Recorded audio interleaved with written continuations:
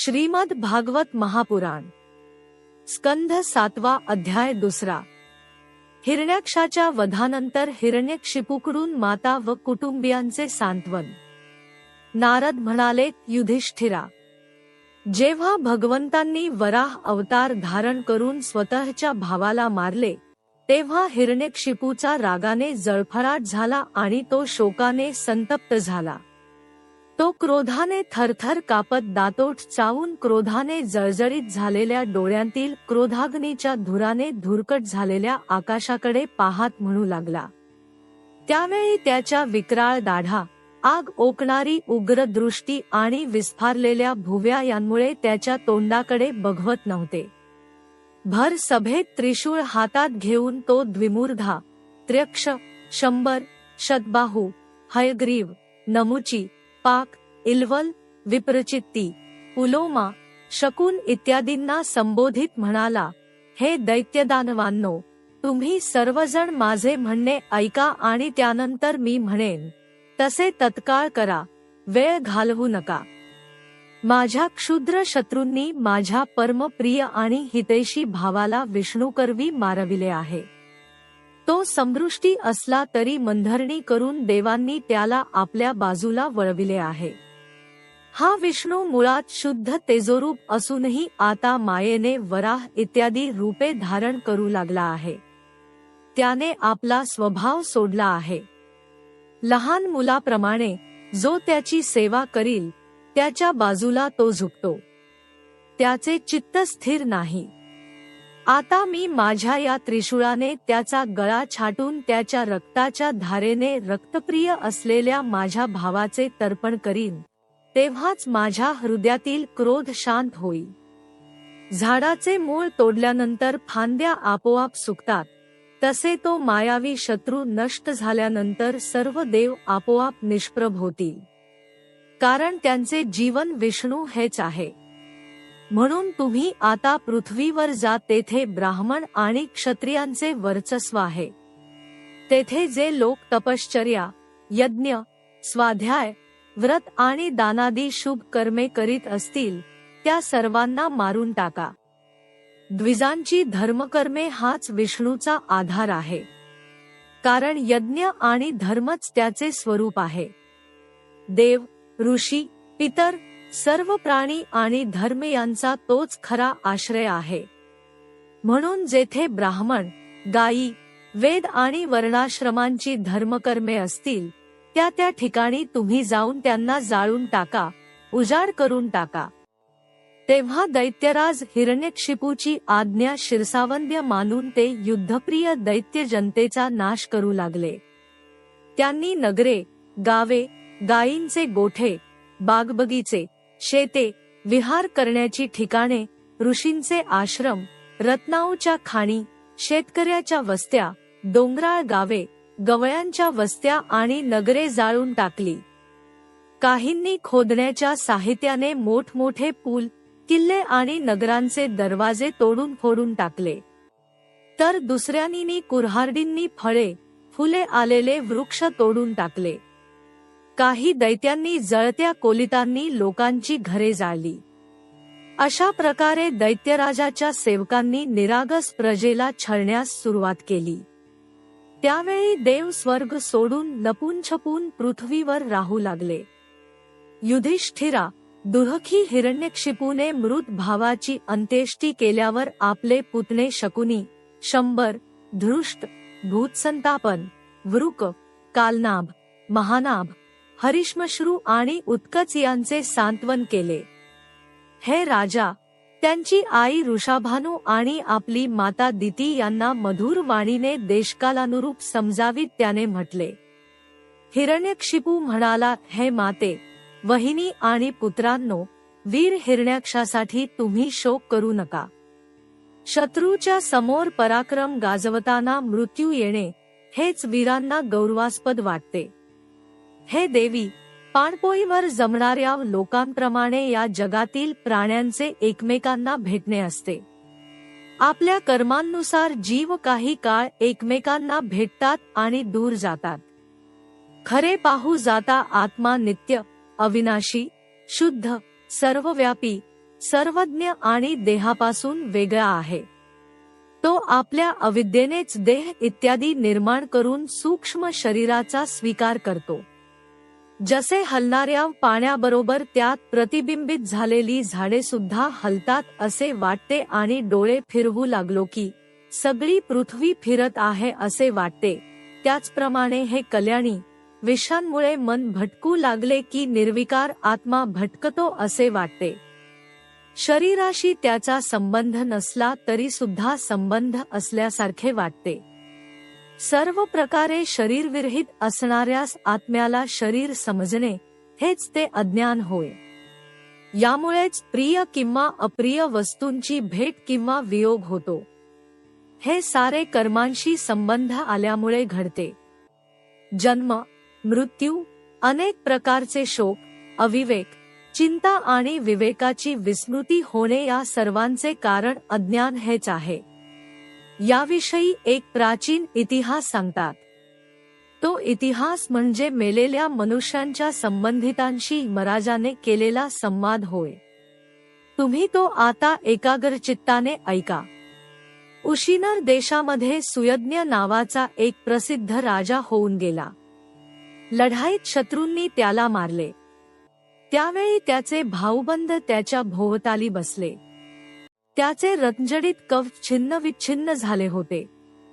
अंगावरील अलंकार आणि माळा इतस्ततः विखुरल्या गेल्या होत्या. बाणांच्या मारांनी छाती फाटून गेली होती. तो मेला होता. त्याचे शरीर रक्ताने लडबडले होते. केस विस्कळीत झाले होते. डोळे बाहेर आले होते आणि क्रोधामुळे दातांनी ओठ दाबले गेले होते.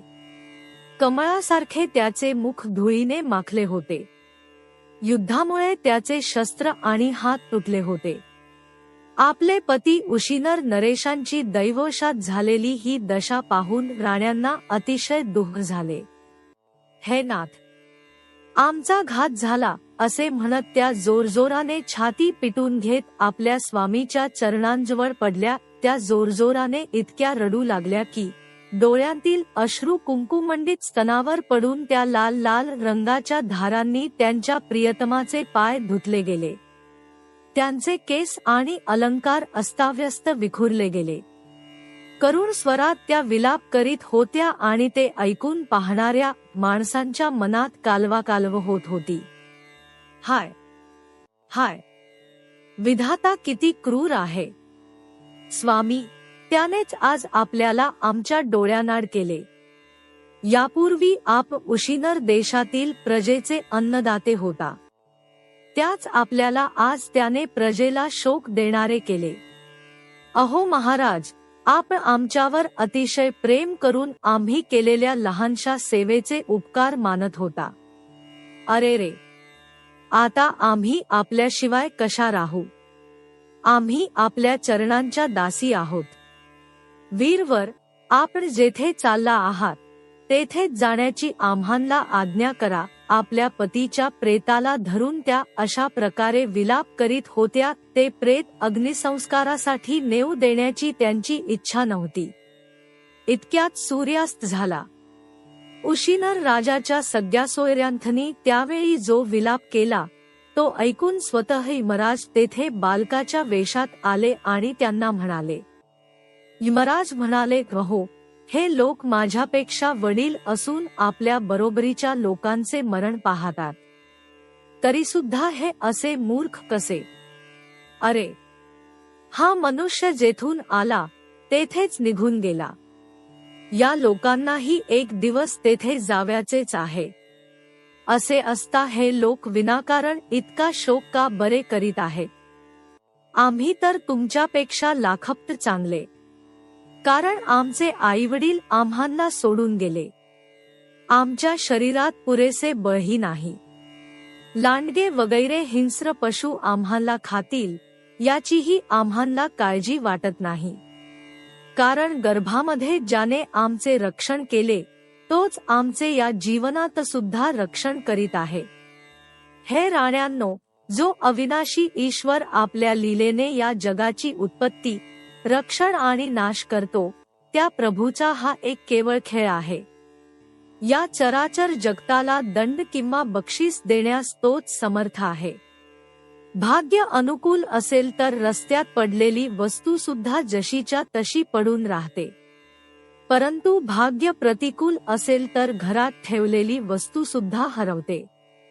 जीव कोणत्याही सहाऱ्याशिवाय दैवाच्या दया दृष्टीने जंगलात सुद्धा पुष्कळ दिवस जिवंत राहतो, परंतु दैव विपरीत झाल्यावर घरात सुरक्षित असूनही तो मरतो. सर्व प्राण्यांचा मृत्यू पूर्वजन्मातील कर्मानुसार त्या वेळीच होतो आणि जन्म सुद्धा तसाच होतो, परंतु आत्मा त्याच्या धर्मांना स्पर्श करीत नाही. जसे मनुष्य आपले मातीचे घर आपल्याहून वेगळे समजतो, त्याचप्रमाणे हे पंचभूतात्मक शरीर सुद्धा आपल्याहून वेगळे असूनही मोहाने त्याला आपले समजतो. जसे बुडबुडे इत्यादी पाण्याचे विकार, घडा इत्यादी मातीचे विकार आणि अलंकार इत्यादी सोन्याचे विकार परमाणूंपासून तयार होतात, रूपांतरित होतात आणि नष्ट होऊन जातात, त्याचप्रमाणे या तिन्ही प्रकारच्या परमाणूंपासून बनलेले हे शरीर सुद्धा काळानुसार उत्पन्न होते, त्यात बदल होतो आणि ते नष्ट होते. जसे लाकडात व्यापून असलेला अग्नी त्यापेक्षा वेगळा असतो, जसे देहात राहूनही वायूचा त्याच्याशी संबंध नसतो, जसे आकाश सगळीकडे व्याप्त असूनही कोणाच्या गुणदोषांनी लिप्त होत नाही, तसेच सर्व देहेंद्रियात राहणारा आणि त्यांचा आश्रय असलेला आत्मा सुद्धा त्याहून वेगळा आणि निर्लिप्त आहे. मूर्खांनो, ज्याच्यासाठी तुम्ही शोक करीत आहात तो हा सुयज्ञ तर तुमच्या समोर पडला आहे, पण यामध्ये जो ऐकणारा आणि बोलणारा होता तो मात्र कधी कोणाला दिसत नव्हता आणि आजही दिसत नाही. तर शोक कुणासाठी? जो मुख्य महाप्राण आहे तो सुद्धा बोलणारा किंवा ऐकणारा नाही. सर्व पदार्थांना देह आणि इंद्रियांद्वारा पाहणारा जो आत्मा आहे तो शरीर आणि प्राण या दोहोंपासून वेगळा आहे. व्यापक असा तो आत्मा पंचमहाभूते, इंद्रिये आणि मनाने युक्त अशी श्रेष्ठ कनिष्ठ शरीरे ग्रहण करतो आणि आपल्या विवेकाच्या सामर्थ्याने सोडून देतो. वास्तविक पाहता तो या सर्वांपासून वेगळा आहे. जोपर्यंत तो लिंग शरीराने युक्त असतो तोपर्यंत कर्मांनी बांधलेला असतो आणि या बंधनांमुळेच मायेने होणारे मोह आणि क्लेश त्याचा पिच्छा सोडित नाहीत. प्रकृतीचे गुण आणि त्यांपासून बनलेल्या वस्तूंना खरे समजणे किंवा म्हणणे हा खोटाच दुराग्रह आहे. मनाने कल्पना केलेल्या किंवा स्वप्नात दिसणाऱ्या वस्तूंप्रमाणे इंद्रियांच्या द्वारे जे काही ग्रहण केले जाते ते सर्व खोटे आहे. म्हणून शरीर आणि आत्म्याचे तत्व जाणणारे पुरुष अनित्य शरीरासाठी शोक करीत नाहीत की नित्य आत्म्यासाठी. परंतु ज्ञान नसल्याकारणाने जो लोक शोक करतात त्यांचा स्वभाव बदलणे कठीण आहे. एका जंगलात एक पारधी राहत होता. तो पक्ष्यांचा काळ म्हणूनच जन्माला आला होता. तो ठिकठिकाणी जाळे लावून पक्ष्यांना पकडत असे. तेथे त्याने चिमण्यांचे एक जोडपे फिरताना पाहिले. त्या पारध्याने त्यांपैकी मादीला अचानक भुलविले. ती दैववशात त्या जाळ्यात अडकली. मादीची अवस्था पाहून नराला अत्यंत दुःख झाले. तो बिचारा तिला सोडवू शकत नव्हता. तरी पण प्रेमामुळे तो त्या बिचारीसाठी विलाप करू लागला. तो म्हणाला, खरे तर विधाता सर्व काही करू शकतो, परंतु तो अतिशय निर्दय आहे. ही अभागी अशा माझ्यासाठी शोक करीत दीन होऊन तडफडत आहे. हिला नेऊन तो काय करणार? देवाने मला खुशाल न्यावे. हिच्याखेरीज मी माझे अपूर्ण, दीनवाणे आणि दुःखाने भरलेले विधुराचे जीवन घेऊन काय करू? माझ्या अभागी पिल्लांना अजून पंखही फुटलेले नाहीत. त्या मातृहीन पक्ष्यांचे पालन मी कसे करणार? अरे रे, घरट्यात ती आपल्या आईची वाट पाहत असतील. अशा तऱ्हेने तो पक्षी अत्यंत विलाप करू लागला.